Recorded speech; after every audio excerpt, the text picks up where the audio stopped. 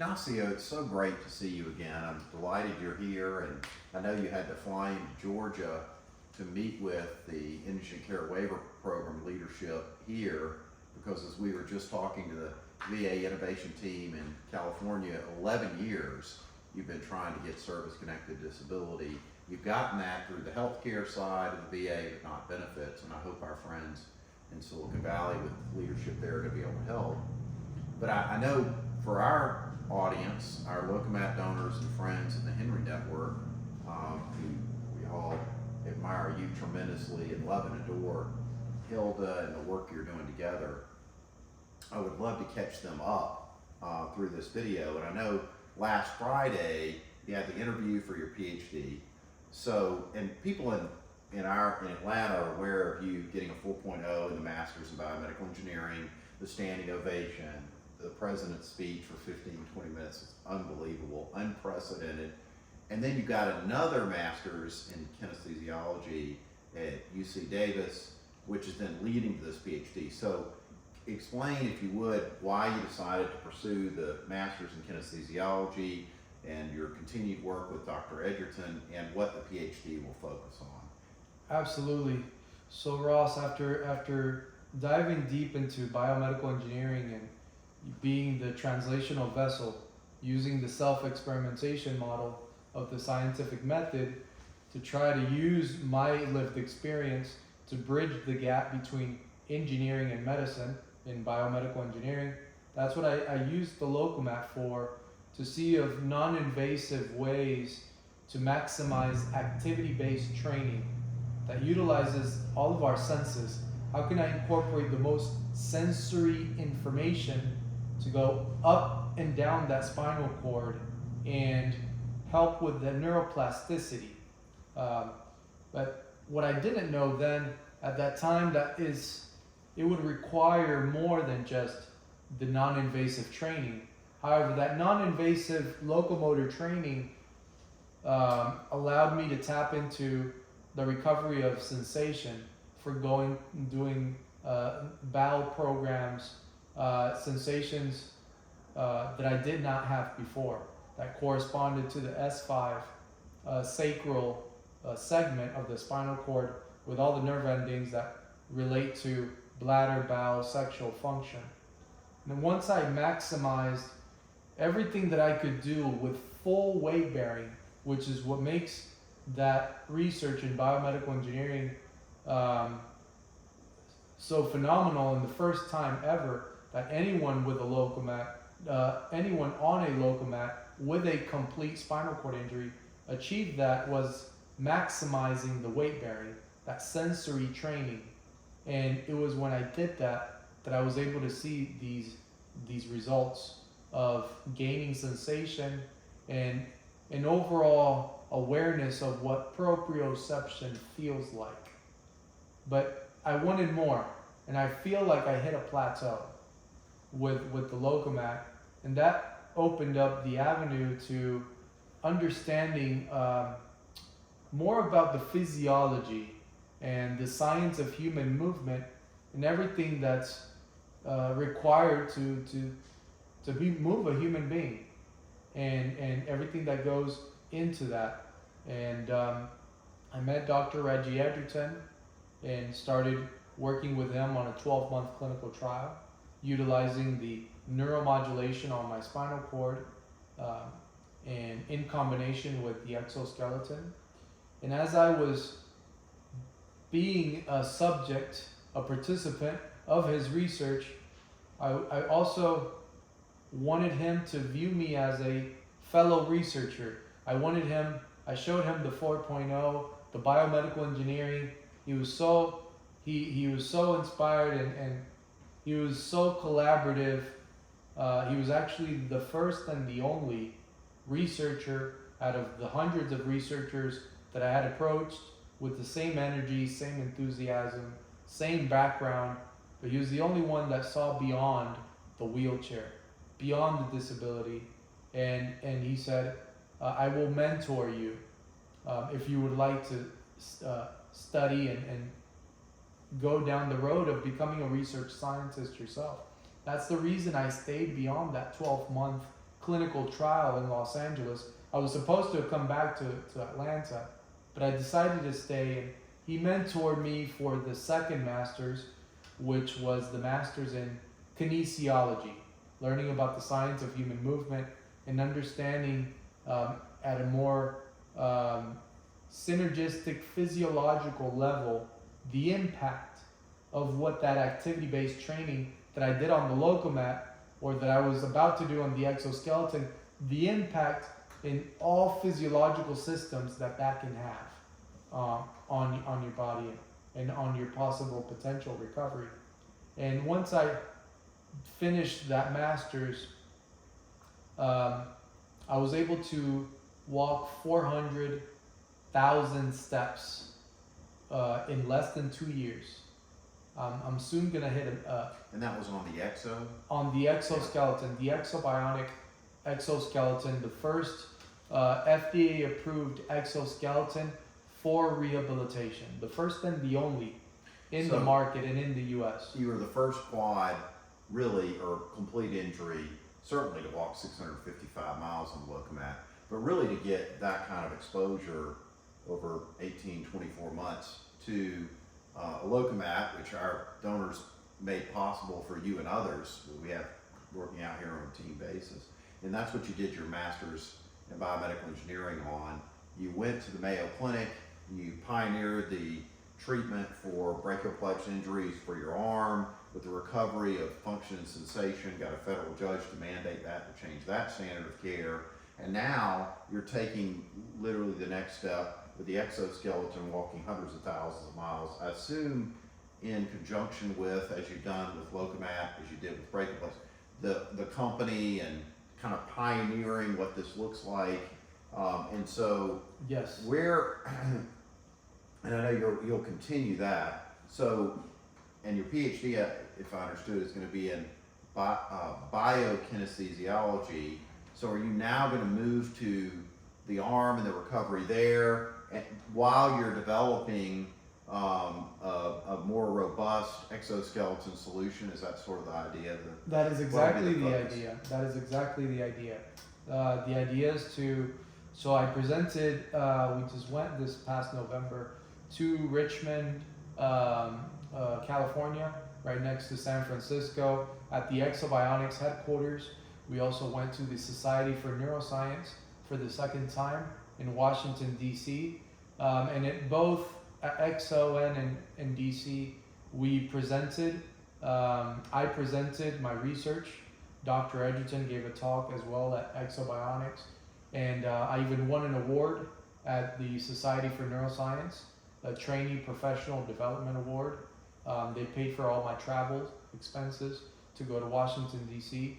And we are showcasing and demonstrating something that has never been done, which is the ability for someone with a complete injury, no motor or sensation below the level of injury, to be able to walk in the exoskeleton with full weight bearing, with reduced robot assistance. When I first put on that exoskeleton, I could not walk with lower than 85% assistance. And when I talk about percent assistance, I'm talking about in the gait cycle, the leg swing assistance.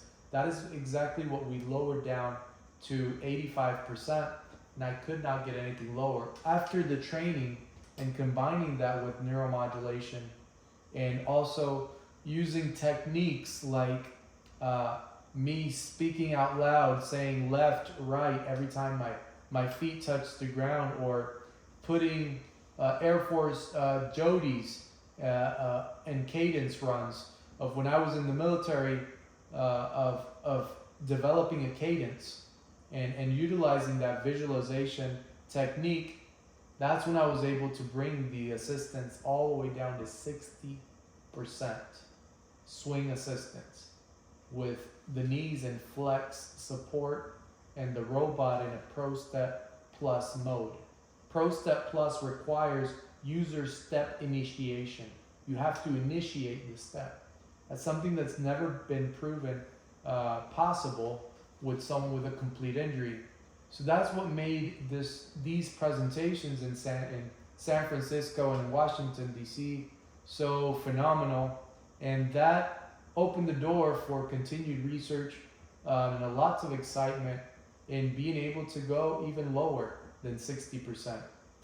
And that goes exactly into what I'm going to focus my PhD in biokinesiology at USC on, which is utilizing a walker that Hilda designed and built that incorporates reciprocal arm swing by putting the hands on a track and allowing the user to swing the arms back and forth while they push the walker with a chest piece. So the walker is pushed forward with a piece that extends to the chest, while the user is able to do reciprocal arm movement.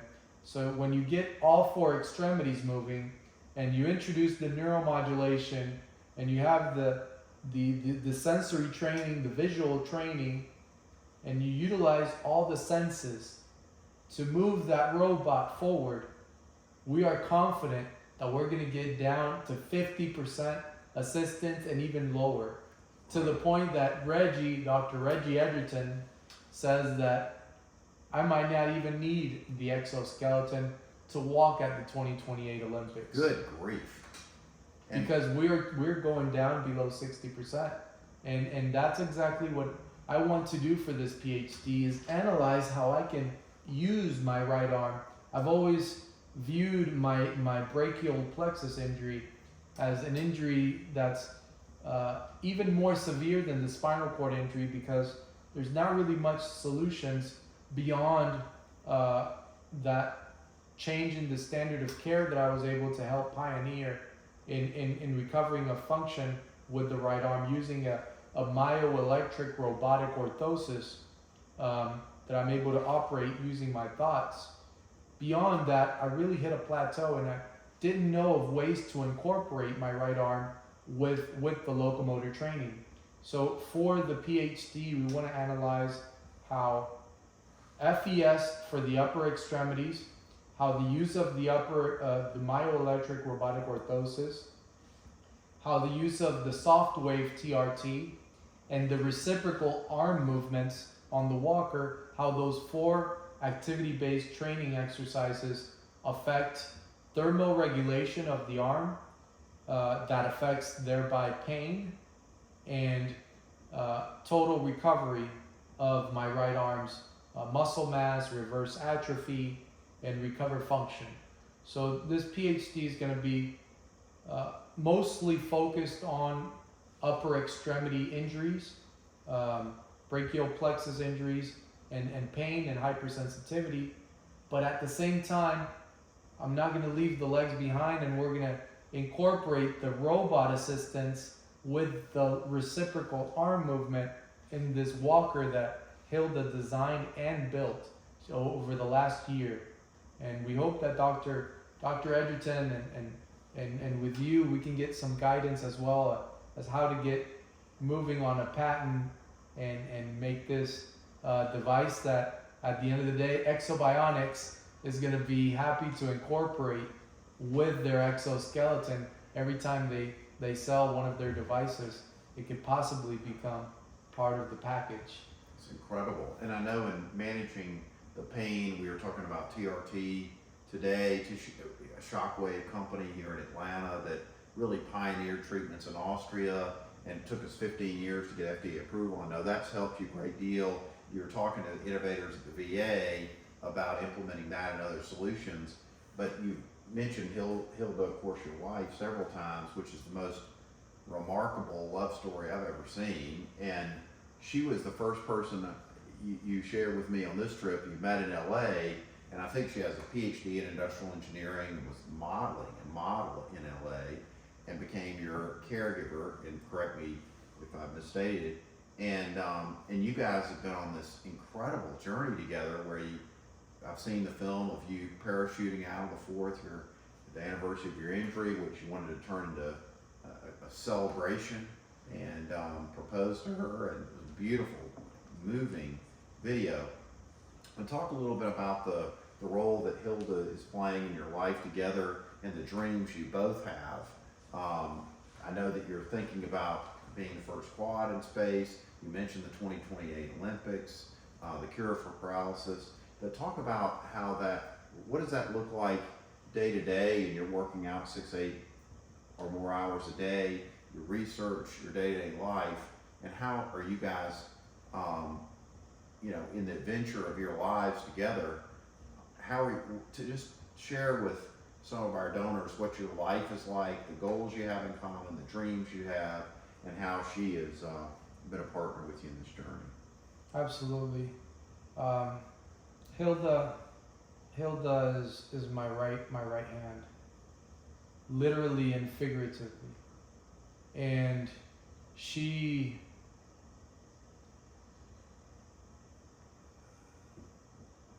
there with me every step of the way, every single day. Whether it's in the research, she's the one making the graphs, she's the one collecting the data. I help write up the introduction, the results, the conclusion, the methods. She creates all the graphs. She's also a researcher. Her names are all the scientific abstracts. She's also presented at the Society for Neuroscience. She's engaged with the scientific community, and as I'm there in my wheelchair speaking to 20 people on one side, she's on the other side speaking to 20 other. Learning and exercising her knowledge of the scientific breakthroughs and the work we're working on, it's just incredible. For me, it's these goals and these dreams and objectives would not be possible if I had not met Hilda when I moved to Los Angeles. She was the very first person I met when I moved, as I mentioned to you. She had a background in industrial engineering and marketing. She had a PhD in marketing, and she had nothing to do with exploratory research or reversing paralysis. She had done a little bit of physical therapy when her son, her only son, had a tumor in the heel of his foot when he was just a little boy in Colombia, and she helped him, her son, walk again out of a wheelchair. Oh, I never have heard that. Because he had a tumor on his foot, and after her helping him and treatments he underwent, the tumor disappeared. But she helped him in the rehab that he needed to do to be able to stand up from a wheelchair where he had to sit for about 3 months. And she had a little bit of knowledge and experience with physical therapy from her time in Colombia. But here in the States, and us working together, and her mind of being an explorer and an inventor, she's really an engineer, opened up the opportunity for her to transfer all her credentials and all her studies from Colombia to California to become a physical therapy assistant, a PTA. So the definition of a power couple is Hilda and Ignacio, H and I, and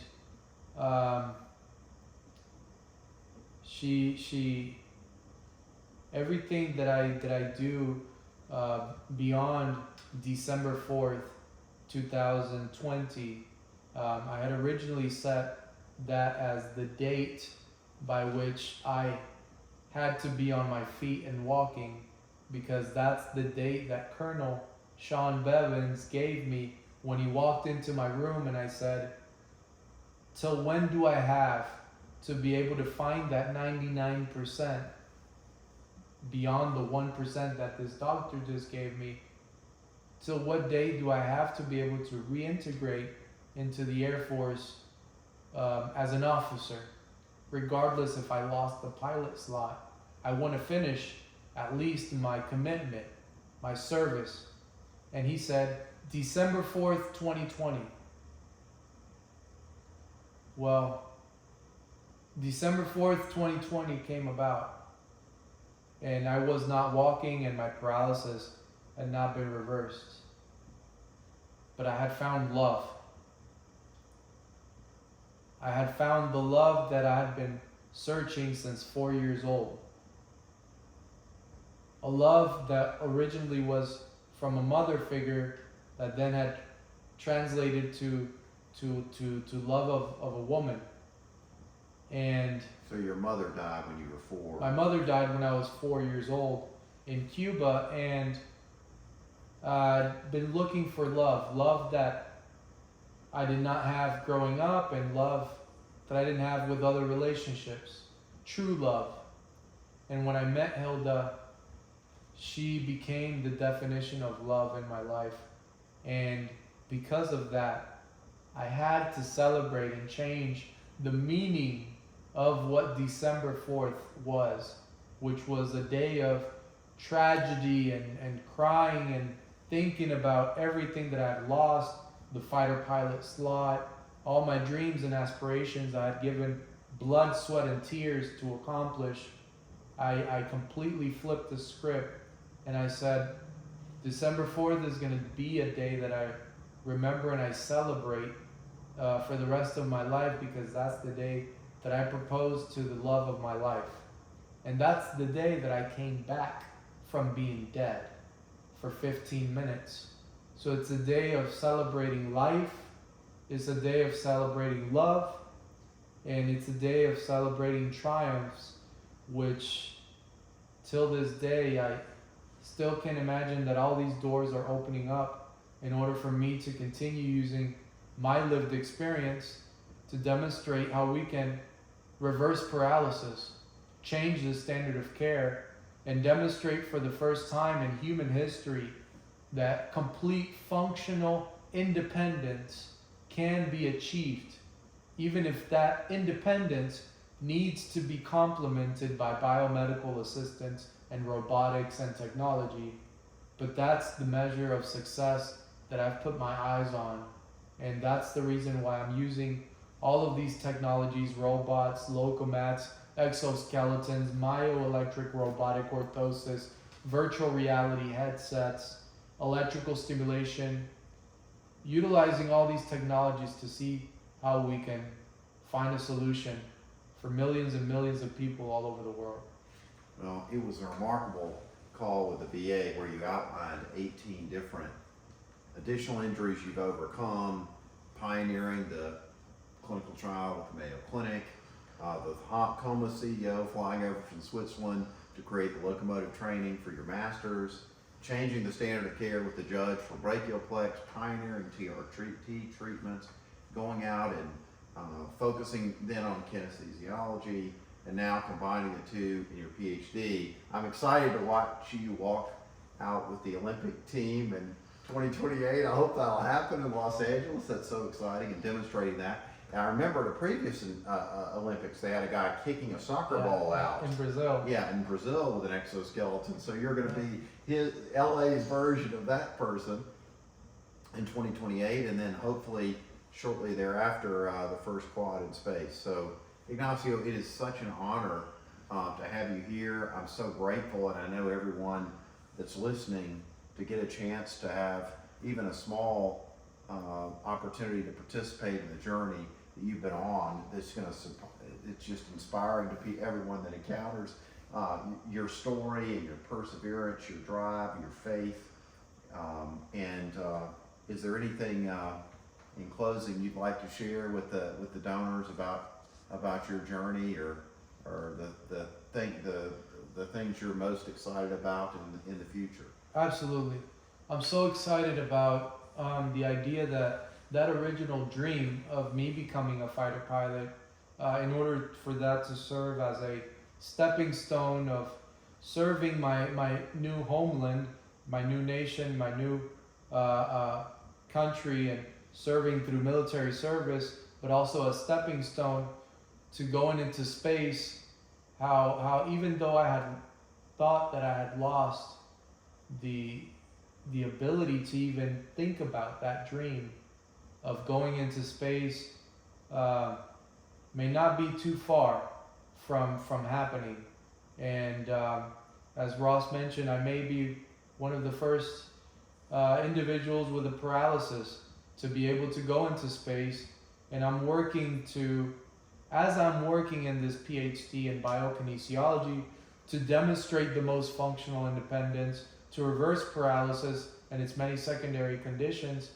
I want to demonstrate that functional independence in zero gravity, and the ability for the neuromodulation to help with temperature control, metabolic rate, all of the physiological systems that become disrupted in a zero gravity environment with the help of the neuromodulation.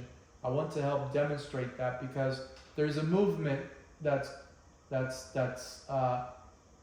growing, which is to make commercial space flight accessible and inclusive. And I want to be the ambassador of that, and at the same time heal that part of me that thought that dream was unobtainable because of this complete paralysis.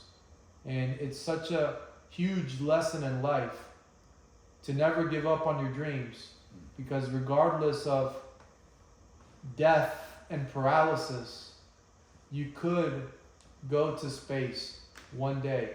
And ultimately, beyond showcasing the independence, the accessibility, and inclusion, I want to use that platform, the Olympics and going into space, these large global platforms, to convey a message to the world. And that message is that through love, faith, and perseverance, nothing is impossible. Well, thank you, Ignacio. You exemplify that credo and are an example and a testimony to all of us. And I'm very grateful, and I'm grateful to you for sharing with us this afternoon. Thank you, Ross. Thank you. Wouldn't be possible without you. Well, wouldn't be possible without these dear people. Thank you. Thank you.